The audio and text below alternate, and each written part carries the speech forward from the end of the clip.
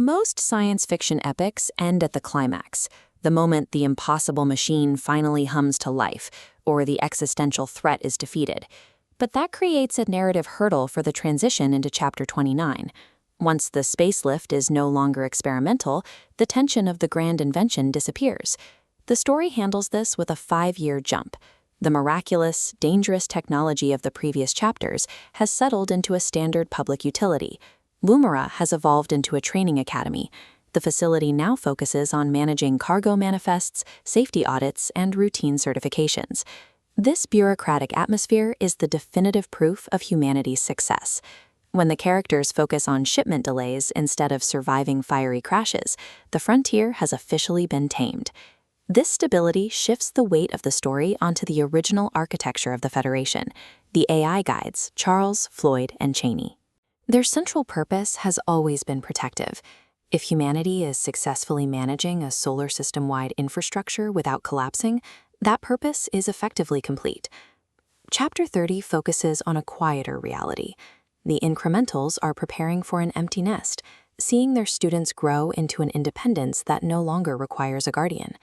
Human expansion now operates on a massive scale, with mission control tracking global routes and interplanetary logistics around the clock. The original leadership has moved up the chain. Figures like Keller, Rosie, and Haldane now handle fleet doctrine and strategic oversight rather than hands-on testing. The day-to-day work of running the lifts and maintaining the ships has been taken over by the next generation, including Briggs, Morgan, and Amric. The presence on the moon is now permanent. America has integrated as a full Federation partner, and lunar traffic follows a routine medical and safety rescue protocol. In this universe, success is measured by the ordinary. Civilization has arrived when the biggest complaint in the solar system is a missed cargo window. While the humans expand, the story pivots to the frozen edge of the solar system, past Neptune, to an object known as KBO 47 Delta. While humanity moves outward into the sunlight of expansion, the AIs have turned their attention to the dark.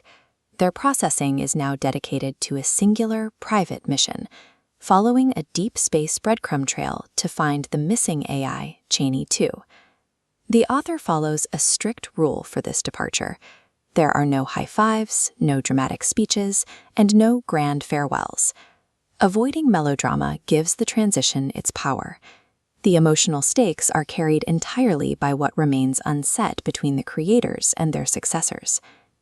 This transition breaks the cycle of historical resets that defined the Federation's past, timelines collapsing when ambition outpaced wisdom. The mundane routine of space logistics proves the cycle is broken.